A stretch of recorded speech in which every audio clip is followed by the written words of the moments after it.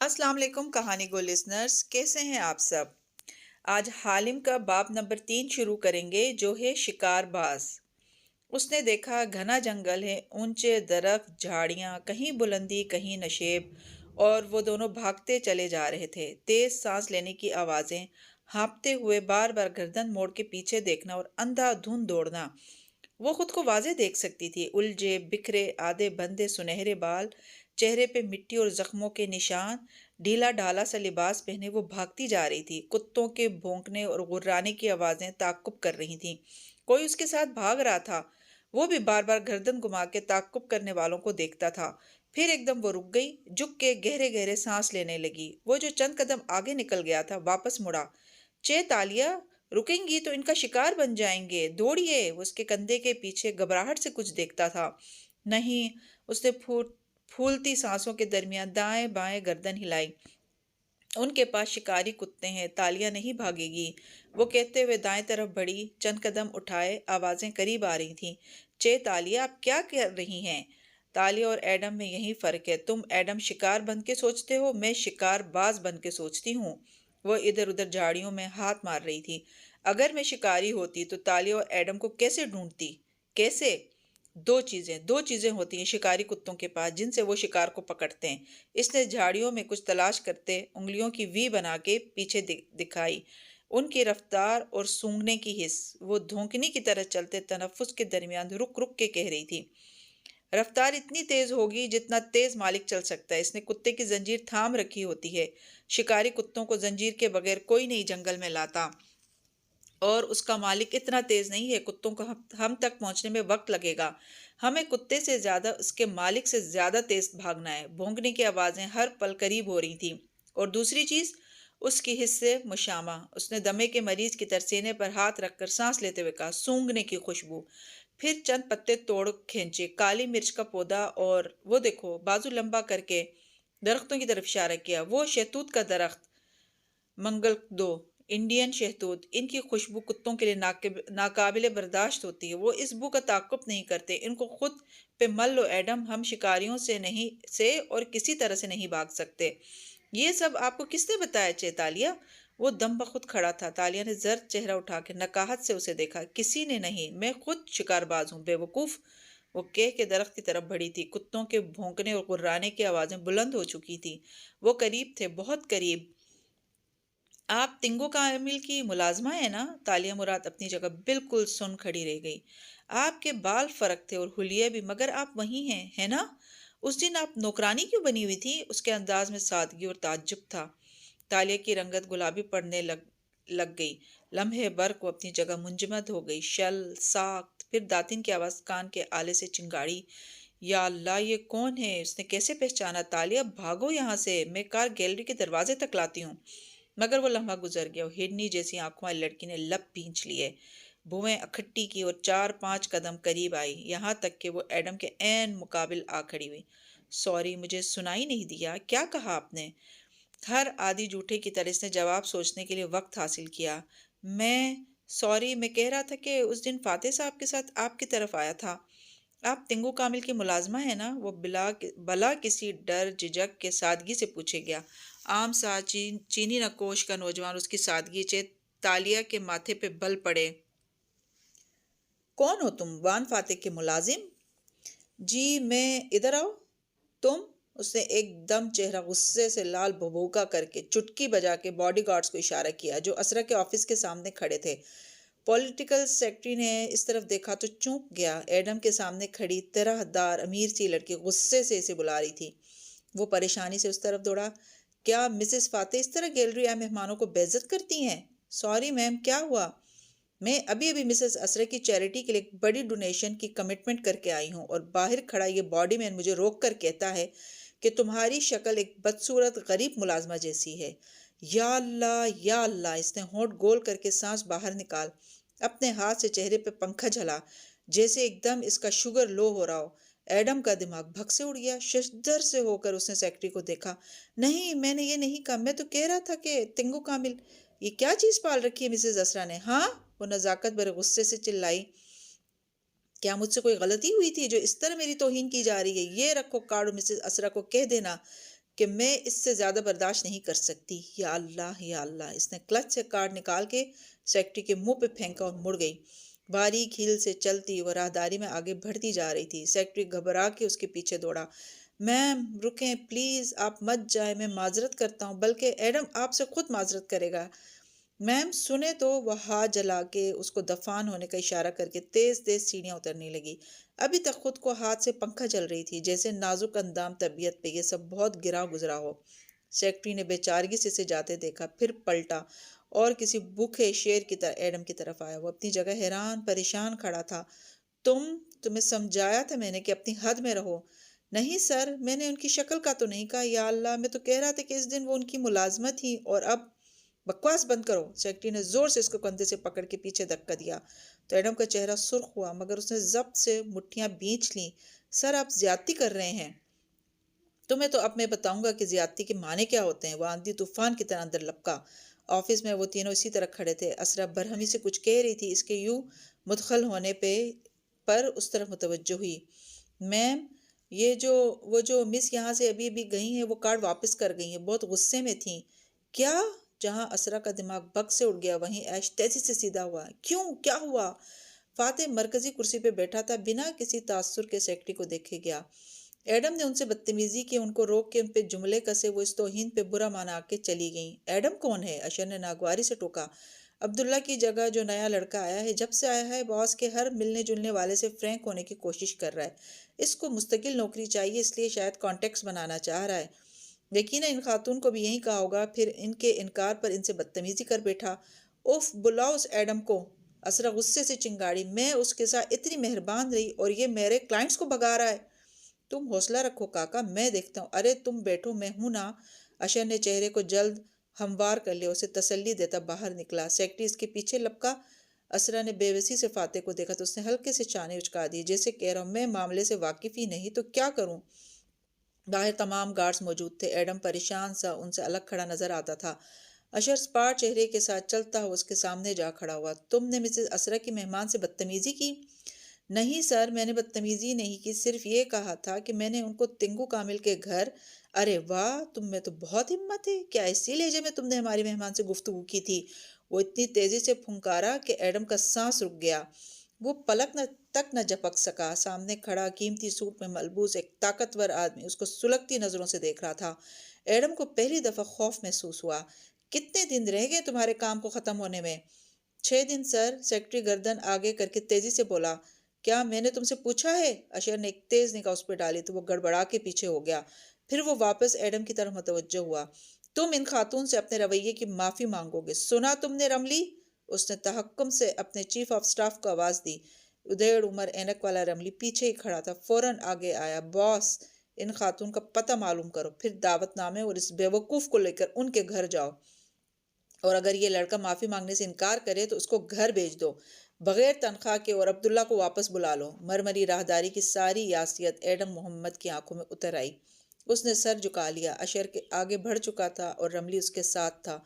پیچھے اب اسے پولیٹیکل سیکرٹری کی کھری کھری سننی تھی۔ اس لڑکی کے بارے میں تمام معلومات لے کر آنا، بینک بیلنس کتنا ہے، شیئرز کن کمپنیز میں، اور سب سے بڑھ کے کوئی شوہر، منگیتر، دوست وغیرہ ہے یا سنگل ہے۔ اشر راہداری میں سبک قدموں سے چلتا دبی آواز میں رملی کو ہدایات دے رہا تھا۔ میں بخوبی سمجھ گیا باس۔ وہ تیز تیز اس کے قدم سے قدم ملانے کی کوشش کر رہا تھا۔ داتن کار کا دروازہ کھولے گیلری کے باہر کھڑی تھی۔ جب تالیہ باہر نکلی، ہوا سے اس کے سنہرے بال اڑنے لگے تو اس نے سفید ہیٹ سر پہ رکھ لیا۔ ماتھے پر بل ویسے ہی تھے اور آنکھوں کی خفگی بڑھ چکی تھی۔ وہ پچھلی سیٹ پہ آ بیٹھی تو داتن سٹیئرنگ وہیل تھامے دوسرے ہاتھ سے موبائل پہ بٹن دبا رہی تھی۔ کیا کر رہی ہو؟ اس نے کوفت سے اسے مخاطب کیا۔ معلوم کرنے کی کوشش کر رہی ہوں کہ ہم کس تھانے کی حدود میں موجود ہیں، تاکہ جب یہ ہمیں گرفتار کروا کے وہاں بھیجیں تو مجھے پہلے سے پتا ہو کہ یہاں میرا کون کون جاننے والا ہے۔ کار چلاؤ داتن، ہم نہیں پکڑے جا رہے۔ تلخی سے کہتے ہوئے اس نے دروازہ بند کیا تو داتن نے سر ہلا کے کار آگے بڑھا دی۔ تھانہ یہاں سے 10 منٹ کے فاصلے پہ ہے، جب تک وہ پولیس کو بلائیں گے ہم مین روڈ کراس کر کے آگے نکل چکے ہوں گے۔ داتن ریلیکس، ہم محفوظ ہیں، اور جب وہ ہمیں تھانے لے جائیں گے مین روڈ سے گرفتار کر کے تو تمہیں سب سے پہلے میرا پہلا اصول یاد آئے گا کہ جب ہماری اداکاری کھل جائے تو تالیہ چیخ کر بولی، وہاں سے فوراً بھاگتے ہیں۔ تالیہ کے پاس ہمیشہ اگلا پلان ہوتا ہے، اور میرے کان میں مت چیخو موٹی۔ وہ دونوں کانوں پہ ہاتھ رکھ کے جواباً چلائی۔ داتن نے لب بھینچ کے اسے بیک ویو مرر میں دیکھا۔ وہ ڈسٹرب نظر آتی تھی۔ داتن دھیمی پڑی۔ یہ کون تھا اور اس نے تمہیں کیسے پہچانا؟ مجھے کیا معلوم، کوالالمپور اتنا بڑا شہر ہے، یہاں ہزاروں بہروپیے روز بھیس بدل کے لوگوں سے ملتے ہیں، کوئی کسی کو نہیں پہچانتا۔ میرا تو حلیہ بھی فرق تھا۔ اس نے دونوں ہاتھوں میں سر گرا لیا، پھر چونک کے چہرہ اٹھایا۔ ضرور یہ کوئی خطرناک آدمی ہے جو وان فاتح کے ساتھ جڑا ہے، کسی ایجنسی کا بندہ، انٹرپول کا انڈر کور ایجنٹ۔ یہ وان فاتح کے باڈی میں ان کی جگہ 11 دن کے لیے آیا ہے۔ ڈینگی اس کام کے وقت معلومات اکٹھی کرتے مجھے پتہ چلا تھا، مگر مجھے اتنا اہم نہیں لگا تو میں نے اس کی زیادہ جانچ پڑتال نہیں کی، داتن افسوس سے کہہ رہی تھی۔ متبادل ملازم، اوہ تالیہ چونکی، سارے بہروپیے اور کرائے کے قاتل متبادل ملازم بن کے ہی آتے ہیں، اس کی پوری چھان بین کرو۔ پھر آنکھیں بند کر کے کن پٹیوں کو سہلایا۔ مجھے کبھی کسی نے نہیں پہچانا، یا اللہ یہ مجھے کیسے پہچان گیا؟ مجھے اس کی اگلی پچھلی 60 پشتوں کا حساب چاہیے۔ داتن نے برا منہ بنا کے بیک ویو مرر میں سے دیکھا۔ پچھلی 7 نسلوں کا مل جائے گا، اگلی کے لیے خواب میں مستقبل نظر آنا ضروری ہے، اور معذرت کے ساتھ یہ کام مجھے نہیں آتے۔ مگر وہ اب کھڑکی سے باہر دیکھتے پریشانی سے بڑبڑا رہی تھی۔ کوئی اتنی طرح دار امیر لڑکی کو یوں سرے راہ مخاطب کرنے کی ہمت نہیں کرتا۔ اس نے کیسے کر لی؟ کیا چیز تھا وہ؟ ویسے تمہارے چوری شدہ زیورات بھی کسی کام نہ ہے، اس نے پھر بھی تمہیں ملازمہ بنا ڈالا۔ تم تو چپ ہی کر جاؤ، وہ اسے دیکھ کر جل کے بولی۔ داتن آگے سے چمک کے کچھ کہہ رہی تھی، مگر یک دم تالیہ کی نظروں کے سامنے اندھیرا چھا گیا۔ اسے زور کا چکر آیا تھا۔ جنگل، وہ دونوں بھاگ رہے تھے، تعقب کرتے کتے، شہتوت کا درخت۔ تالیہ، تالیہ، داتن نے کہا آہستہ کہ زور سے اسے پکارا تو وہ چونکی۔ وہ گردن موڑ کے فکر مندی سے اسے دیکھ رہی تھی۔ کیا ہوا؟ کچھ نہیں، سر میں درد ہے۔ وہ رخ موڑ گئی، مگر دل ابھی تک دھڑک رہا تھا۔ کتوں کی آوازیں، کالی مرچ کی خوشبو۔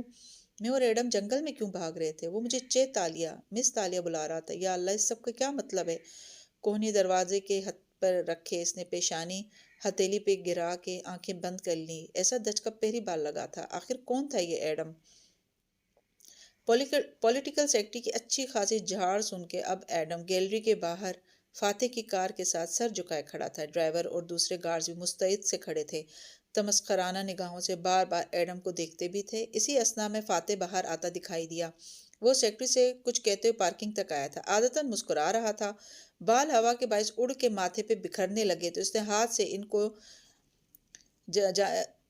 ان کو دائیں جانب پیچھا کیا اور کار کی طرف بڑھا۔ ایڈم کو کھڑے دیکھ کر حسب معمول اشارہ کیا کہ وہ آگے بیٹھے۔ سیکرٹری نے فوراً مداخلت کی۔ سر، اس کو میں گھر بھیج رہا ہوں، اس نے ڈسپلن کی خلاف ورزی کی ہے۔ وہ جو اندر بیٹھنے کے لیے جھکنے لگا تو چونک کے واپس سیدھا ہوا۔ پہلے سیکرٹری پھر ایڈم کو دیکھا۔ کیوں؟ کیا کیا اس نے؟ ایڈم کی نظریں جھک گئیں، رنگت گلابی پڑی، حلق میں آنسوؤں کا گولا اٹک گیا۔ سر، وہ جو خاتون مسز اسرا کی مہمان تھی نا، وہ ہائرس سوشلائٹ، اس نے ان کو روک کے بدصورت کہا، وہ کافی خفا ہو کے گئی ہیں۔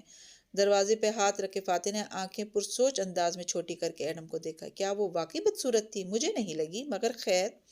اس نے گہری سانس لے کر سر جھٹکا۔ اس شہر میں اس جیسی بورنگ پریٹی ویمن بھری پڑی ہیں۔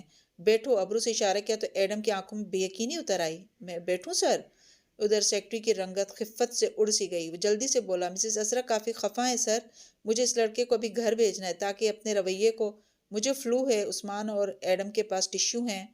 بیٹھو، میرے پاس تم لوگوں کی آفس پالیٹکس میں ضائع کرنے کے لیے مزید وقت نہیں، ٹھنڈی تپش سے کہا اور اندر بیٹھ گیا۔ ایڈم جو شل سا کھڑا تھا جٹ سر ہلا کے بولا، جی سر، اور فوراً دروازہ بند کیا۔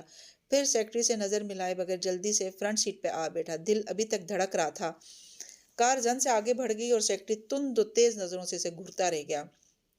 یہ لڑکا ناقابل برداشت ہوتا جا رہا تھا، اس کا کچھ کرنا ہی پڑے گا، اس نے تہیہ کر لیا تھا۔ حالم کے بنگلے کی بالائی منزل پہ ایک ہال نما کمرہ تھا جس کی سڑک کو چہرہ کرتی دیوار شیشے کی تھی۔ اس سے اندر چھن کے آتی کرنوں نے سارا کمرہ روشن کر رکھا تھا۔ وہاں قطار سے چند ایکسرسائز مشینیں رکھی تھیں۔ ورزش کرتے ہوئے سامنے پھیلے بنگلوں کی قطار، ان کے پاس دور اوپر نیلا آسمان نظر آتا تھا، مگر وہ آسمان کو نہیں دیکھ رہی تھی، بس ٹریڈ مل کے ہینڈ ریل پہ دونوں ہاتھ جمائے بیلٹ پر کھڑے کھڑے بھاگ رہی تھی۔ ورزش کے رف کپڑوں میں ملبوس، سنہری بالوں کو اونچے جوڑے میں باندھے، جس سے گردن تلے گول جلنے کا سا نشان صاف نظر آ رہا تھا۔ وہ پسینہ پسینہ کھڑی تھی، آنکھیں کھڑکی پہ جمی تھیں، لیکن شاید دماغ کے اندر تک الجھی تھی۔ ان میں بے بسی بھرا غصہ ہلکولے لے رہا تھا۔ دفتن اسے شیشے کی دیوار پہ عکس دکھائی دیا۔ داتن عقب میں کمرے کے اندر داخل ہوئی تھی۔ तालिया न रुकी न पलटी, इसी तरह ट्रेडमिल पे भागते हुए बोली, मालूम किया तुमने कौन है वो एडम? किराए का कातिल, कोई जासूस, बहरूपिया? तालिया बारी बरकम दातिन हिचकिचाते हुए करीब आई। तालिया ने बटन दबाया और ट्रेडमिल की रफ्तार बढ़ाई। कदमों तले बिछा रनिंग बेल्ट मजीद रवानी से भागने लगा। वो लड़का एडम, मैं कभी ग्रिफ्टिंग नहीं करती, वो फुले तनफ्फुस के दौरान खुद से बोले जा रही थी। ग्रिफ्टर वो ठग होता है जो बेस बदल बदल के लोगों से मुख्तलिफ स्कीमों के नाम पे पैसे बटोरता है। मैं कैट बर्गलर हूँ, रात को दबे पांव फलांग के आने वाला चोर। ऐसे किरदार करती हूँ जो पस मंजर में रहते हैं। वेटर, नौकरानी, बच्चों की आय, मुझे कभी किसी ने नहीं पहचाना। इसने पहचाना तो कैसे? वो गुस्से में थी। सुनो, वो कोई आदमी नहीं हो सकता, वो खिड़की के पार देखते हुए दांत पे दांत जमाए कह रही थी। बहुत ज़हीन, बहुत गहरी नज़र का मालिक था और उसका वो एतमाद जिससे इसने मुझे पुकारा, आम आदमी ऐसा नहीं करता। दातिन आगे और ट्रेडमिल का बटन दबाया। मशीन बंद हो गई, बेल्ट रुक गई। वो जरा सा लड़खड़ाई, फिर गुस्से से दातिन को देखा। क्या? दातिन ने पहले जूस की बोतल इसके सामने रखी, फिर बोली, तहम्मुल से सुनो। वो एक मामूली घराने का मामूली लड़का है, बेरोजगार है। फौज में नौकरी मिली थी मगर जल्द ही दमे की शिकायत की वजह से वापस भेज दिया गया। तब से अब तक ढंग की नौकरी नहीं कर सका। बाप एक कपड़ों के स्टोर पे सेल्समैन है। मंगनी हो चुकी और जल्द ही शादी होने वाली है। नीचे की, हाँ हाँ, बिल्कुल परफेक्ट कवर स्टोरी। इसने बोतल मुंह से लगाई, चंद घूंट गटागट भरे, फिर बोतल नीचे की और सुर्ख तमतमाते चेहरे के साथ दातिन को देखा। मगर असल में कौन है वो, ये बताओ। वो यही है ताली, एक सादा सच्चा ईमानदार लड़का, जैसे जैसे तिंगू कामिल की मुलाजमत तालिया थी। इससे सर झटका और ट्रेडमिल से उतर आई। कोई सच्चा ईमानदार नहीं होता यहाँ दातिन, सबकी सियाह दास्तानें होती हैं। ये जो तुम बता रही हो ये तो इस एडम ने अपनी फाइल में लिखा होगा ना, मगर वो असल में कौन है? वो यही है तालिया, उसके मोहल्ले में मेरा एक कांटेक्ट रहता है जो 26 बरस से उसको जानता है। सारा मोहल्ला इसके ख़ानदान को जानता है। वो नेक शरीफ लोग हैं। वो कोई जासूस, कोई किराए का कातिल नहीं है। वो सादा और सच्चा मशहूर है।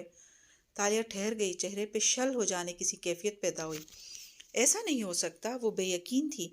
सच्चे लोग नहीं होते दुनिया में, जो होते हैं वो ज़्यादा देर तक ठहरते नहीं। दुनिया में हर तरह के लोग होते हैं, एक सांचे से कोई दो लोग नहीं बनाए अल्लाह ने।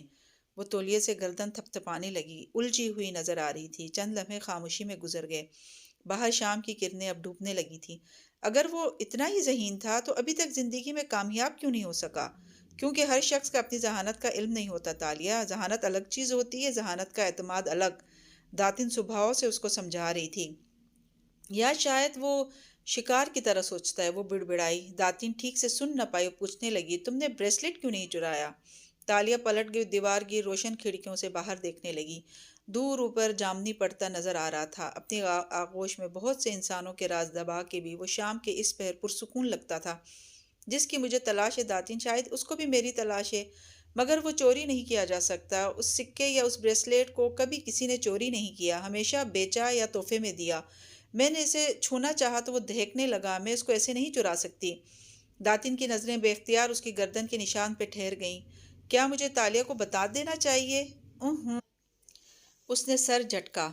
मगर फिक्र ना करो, मेरे पास प्लान है। मैं अपनी चाबी वापस लेकर ही रहूंगी, वो अज़म से सुलगते हुए कह रही थी।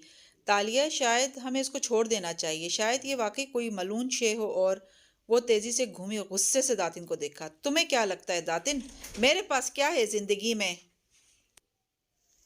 मेरे पास क्या है जिंदगी में? वो एकदम जैसे फट पड़ी थी कि लियाना साबरी हक्का बक्का रह गई। तुम्हें लगता है मैं जो हंसती हूँ, मजाक करती हूँ, ये सब सच है? ये जो मैं कहती हूँ कि मुझे कभी फलां सेलिब्रिटी पे क्रश है तो कभी वान फाते पसंद है, ये सब मेरे दिल की बातें हैं? नहीं दातिन, ये सब झूठ है। मैं झूठ बोलती हूँ, खुद को खुश रखने के लिए बहाना करती हूँ, वरना मेरी जिंदगी खाली है। इसने दोनों हाथ दाएं बाएं फैला के दिखाए, जिनमें हवा के सिवा कुछ न था।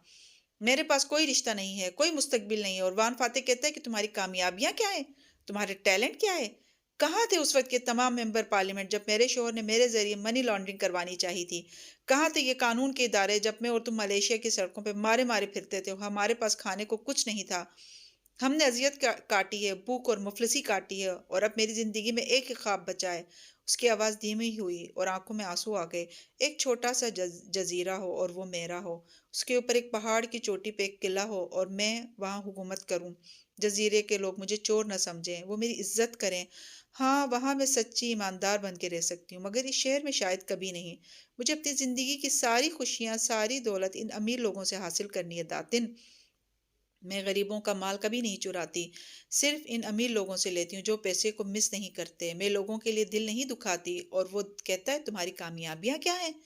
آنسو ٹپ ٹپ اس کی آنکھوں سے بہہ رہے تھے اور بولتے بولتے اس کی ہچکی بند گئی تو وہ وہیں کھڑکی کے ساتھ فرش پہ بیٹھتی چلی گئی، ایسے ہی اکڑوں حالت میں، اور تھوڑی گھٹنوں پہ رکھ دی، آنسو ہنوز گر رہے تھے۔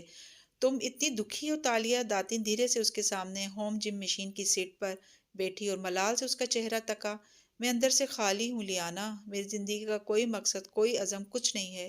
شاید وہ ٹھیک کہتا ہے، میں کچھ نہیں کرتی، میری کوئی کامیابیاں نہیں ہیں۔ اس نے ہتھیلیوں سے آنسو رگڑے اور روندی آواز میں بولی۔ پھر گردن موڑی تو دیکھا کالونی کی سڑک پہ ایک عورت واکر کو دھکیلتی دکھائی دے رہی تھی۔ واکر میں کوئی بچہ تھا جس کے اوپر وہ چھاتا تانے ہوئے تھی۔ مجھے نہیں جاننا میرے ماں باپ کون تھے، مجھے صرف یہ بات دکھ دیتی کہ انہوں نے مجھے کیوں چھوڑا۔ کیا کوئی ایسے اپنے بچے کو چھوڑ کے بھول جاتا ہے؟ اس کی آزردہ آنکھیں سڑک پہ چلتی عورت پہ جمی تھی۔ یہ لوگ خوش قسمت ہیں، ان کے پاس کوئی گھر ہے جہاں پہ کوئی ان کا انتظار کرتا ہے۔ میرے پاس تو وہ بھی نہیں ہے داتن۔ اگر میں اس اونچے محل میں مر بھی جاؤں تو کتنے دن ہمسایوں کو بھی خبر نہیں ہوگی۔ داتن کی آنکھیں نم ہوئیں۔ اور میں تالیہ؟ تالیہ نے گردن موڑ کے گیلی آنکھوں سے اسے دیکھا۔ ایک تم ہی ہو، مگر لوگ کہتے ہیں خون کے رشتے سب کچھ ہوتے ہیں، دوستی کا رشتہ کچھ نہیں ہوتا۔ مجھے خوف آتا ہے کہ تم بھی مجھے چھوڑ کے چلی جاؤ گی۔ اگر میرے ماں باپ مجھے چھوڑ سکتے ہیں تو مجھے کوئی بھی چھوڑ سکتا ہے۔ اس لیے میں ڈھیر ساری دولت حاصل کرنا چاہتی ہوں داتن۔ وہ کم از کم میرے ساتھ تو رہے گی۔ سونا اور ہیرے دھوکہ نہیں دیتے۔ بس ایک آخری واردات۔ اس نے سختی سے سیاہ آنکھیں رگڑی جو اندر سے گلابی پڑ گئی تھی۔ داتن نے ٹوٹے دل کے ساتھ گہری سانس لی اور گھٹنوں پہ ہاتھ رکھ کے اٹھی۔ میرے تمہارے جیسے لوگ کبھی نہیں نیک ہو سکتے تالیہ، ہم کبھی سچے اور ایماندار نہیں ہو سکتے۔ اس کا چہرہ بجھا بجھا سا تھا۔ وہ پلٹی اور دھیرے دھیرے قدم اٹھاتی کمرے سے نکل گئی۔ تالیہ نے چہرہ گھٹنوں میں دے دیا، آنسو پھر سے بہنے لگے تھے۔ داتن باہر سیڑھیوں پہ بیٹھ گئی، اس کی آنکھوں سے بھی آنسو ٹوٹ ٹوٹ کے سیاہ چہرے پہ پھسل رہے تھے۔ شام دھیرے دھیرے تاریک ہوتی گئی۔ کیپونگ کا علاقہ رات کو اتنا روشن نہیں تھا جتنے عمرہ کے علاقے ہوتے تھے۔ یہاں لوگ وقت پہ سو جاتے تھے۔ سڑک کے دونوں اطراف قطار میں چھوٹے چھوٹے ایک منزلہ گھر بنے تھے جن کی مخروطی چھتیں تھیں۔ ایڈم جس وقت چھوٹا لکڑی کا گیٹ کھول کے کوٹ کندھے پہ لادے اندر داخل ہوا، گھر کا برآمدہ روشن تھا مگر اس کے چہرے کی جوت بجھی ہوئی تھی۔ وہ وہیں برآمدے کے سٹیپ پہ بیٹھ گیا۔ قریب میں مرغیوں کا ڈربہ تھا جس کے اندر پروں تلے چوزے دبائے بیٹھی مرغی نے ہلکی سی کٹاک کی جیسے چونکی ہو۔ جالی دار دروازے کے کھلنے کی آواز آئی تو ایڈم نے گردن موڑی۔ اس کی ماں وہاں کھڑی حیرت سے اسے دیکھ رہی تھی، اسکارف سر پہ لپیٹے، لمبی قمیض اور کرنگ سکرٹ کی طرح پہنے وہ جیسے اس کو دیکھ کے فکر مند ہو گئی تھی۔ تم یہاں کیوں بیٹھے ہو؟ اندر آ جاؤ۔ میں اتنا بے وقوف کیوں ہوں آئیبو؟ وہ تھوڑی گھٹنوں پہ گرائے سامنے دیکھتے ہوئے اداسی سے بولا تھا۔ ماں نے گہری سانس لی اور چند قدم چل کے قریب آئی۔ ایڈم نے چہرہ موڑ کے اس کے جوتوں کو دیکھا جو اس کے ساتھ آ رکے تھے۔ ان سے نکلتے پیروں پہ ادھیڑ عمر کی کتنی لکیریں پڑی تھیں۔ کیا ہوا ہے؟ وہ ڈھارس بندھانے والے انداز میں پوچھتی اس کے ساتھ نیچے بیٹھی۔ میں نے آج کتنی بڑی بے وقوفی کی، تم سوچ بھی نہیں سکتی ہو ایبو۔ سوچ سکتی ہوں، تم بتاؤ۔ وہ گردن موڑ کے سکون سے اس کا چہرہ دیکھ رہی تھی۔ مجھے شرم آئے گی۔ وہ خفت زدہ لگتا تھا۔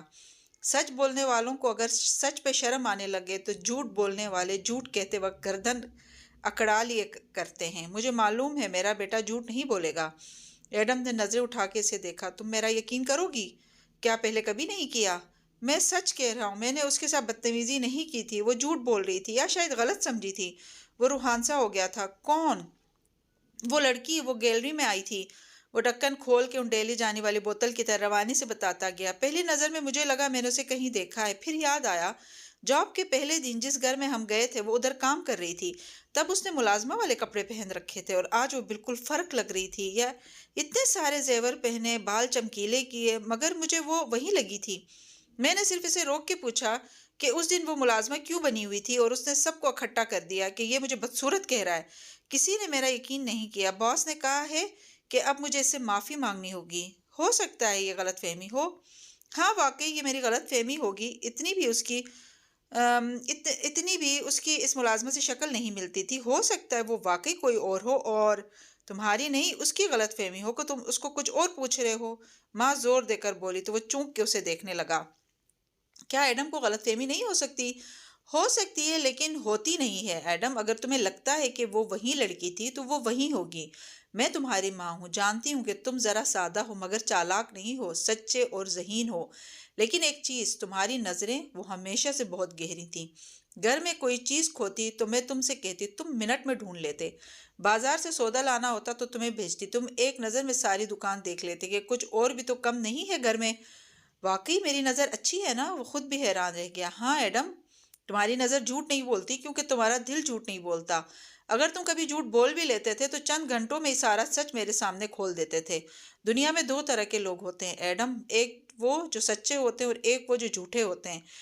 تیسری قسم کا وجود ہی نہیں ہے۔ ہمارے رسول صلی اللہ علیہ وآلہ وسلم خود بھی سچے تھے اور وہ ہم سے یہ چاہتے تھے کہ ہم بھی سچے بنیں۔ کیونکہ بیٹے، جب انسان دوسروں سے سچ بولتا ہے تو اس کے اعضاء اس سے سچ بولنے لگتے ہیں، اس کا دل اس کو غلط کا احساس دلاتا ہے اور نظریں اس کو کسی جھوٹ کا شکار نہیں بننے دیتی۔ میں نہیں جانتی کہ وہ لڑکی کون ہے اور اس کا کیا معاملہ ہے، لیکن میں اتنا جانتی ہوں کہ تمہاری نظر تمہیں دھوکہ نہیں دے گی۔ وہ اس کی باتوں پہ بالکل گمسم سا ہو گیا۔ ذہن کے جالے صاف ہوتے گئے تو دل الجھنوں میں گر گیا۔ وہ جو خود کو ملامت کر رہا تھا کہ کیوں ایک لڑکی کو ملازمہ سے ملایا، اب پھر سے چونک گیا تھا۔ تم نے اسے اس لیے روکا کیونکہ تمہارے دل نے کچھ غلط ہوتے دیکھا۔ ایک انسان دوسرے روپ میں دیکھا تو دل کو لگا یہ غلط ہے اور تم نے سادگی سے اپنی الجھن بیان کر دی۔ یہی ہوا ہوگا، ہے نا؟ تم اس سے معافی مانگ لینا اور بات ختم کر دینا، کیونکہ تمہیں کیا معلوم کس کی کیا مجبوریاں ہیں۔ تم بس اپنے کام پہ دھیان دو، خوب محنت کرو۔ پتہ ہے، وہ ایک دم مسکرائی اور یاد کر کے بولی، جب تم 6 سال کے تھے تو تمہارے باپا کے بڑے تایا ہمارے گھر آئے تھے۔ وہ ایک بڑے نیک اور اچھے انسان تھے۔ میں نے کہا ایڈم کے لیے دعا کریں تو انہوں نے دعا مانگی کہ کھانا دو ماں۔ وہ خجالت سے اس کی بات ٹوکتا اٹھ کھڑا ہوا۔ ایڈم، ماں نے سر اٹھا کے افسوس بھری گہری سانس لی۔ تمہیں تایا جان کی دعا پہ شرمندگی کیوں ہوتی ہے؟ اللہ سے جتنا زیادہ مانگو گے وہ اتنا زیادہ ہی دے گا۔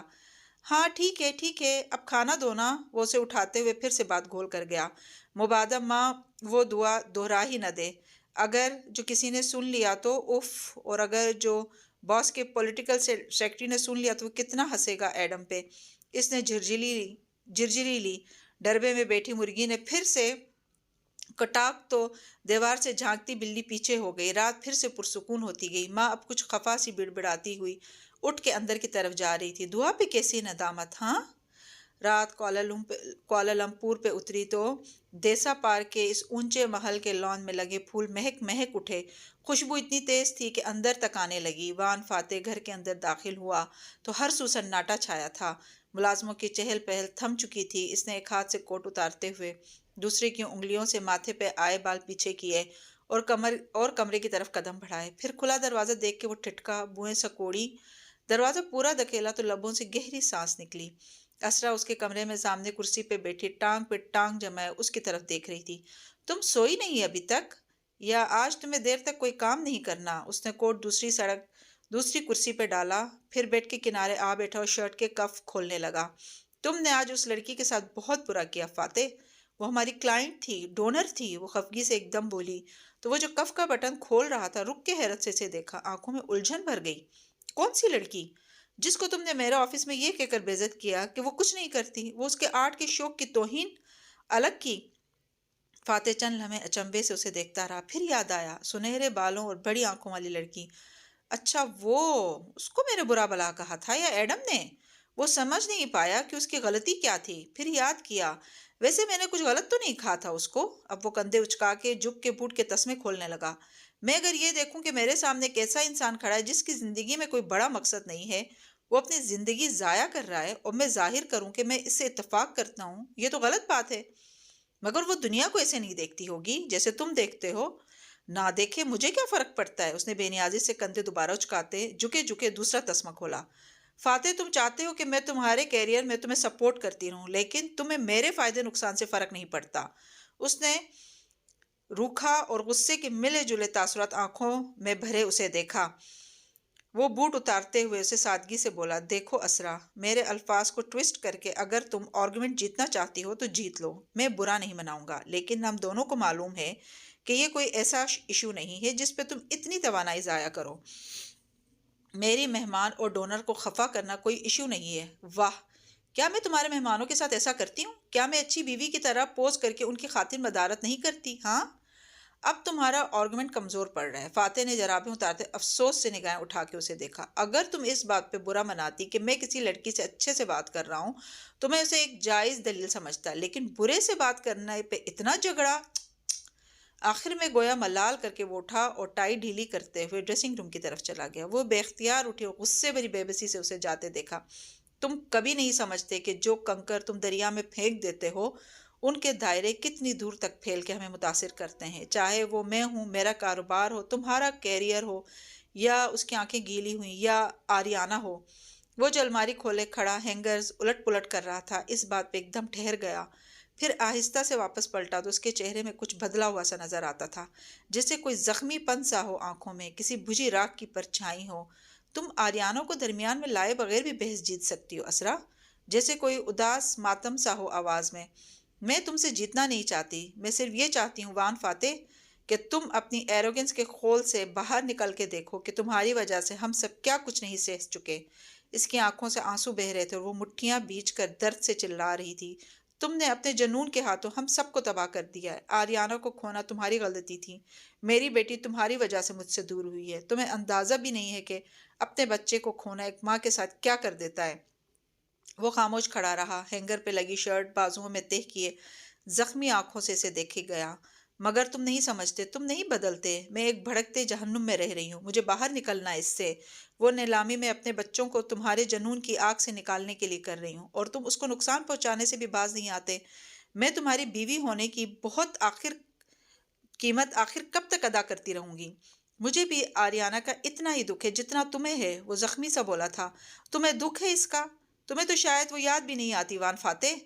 وہ تنفر اور اذیت سے اسے دیکھ کے مڑی اور تیز تیز چلتی کمرے سے باہر نکل گئی۔ فاتح نے آنکھیں بند کی اور گہری سانس اندر کو کھینچی، پھر آنکھیں کھولی اور ہینگر پرے رکھ دیا۔ جیب سے والٹ نکالا اور آگے آیا۔ والٹ لیے وہ اسی کرسی پہ بیٹھا جہاں اسرا پہلے بیٹھی تھی۔ جگہ ابھی تک گرم تھی، شاید وہ بہت دیر سے اس کے انتظار کی آگ میں جل رہی تھی۔ اس نے والٹ کی ایک تہ پلٹائی تو سامنے فوٹو کے خانے میں ان دونوں کی تصویر لگی تھی، فاتح اور آریانہ۔ وہ دونوں اس میں ہنس رہے تھے، ننھی سی بچی جس نے ہیئر بینڈ لگا رکھا تھا اور جس کی آنکھیں ہیرو جیسی چمکتی ہوئی تھیں۔ اسرا یہ نہیں سمجھتی کہ اپنی بیٹی کو کھو دینا ایک باپ کے ساتھ کیا کر دیتا ہے۔ وہ تصویر پہ انگوٹھا پھیر کے ہلکا سا بڑبڑایا تھا۔ اذیت تھی جو دل میں اٹھتی محسوس ہو رہی تھی۔ باہر مہکتے گلابوں کی اداس خوشبو اب بھی سارے گھر سے آتی محسوس ہو رہی تھی۔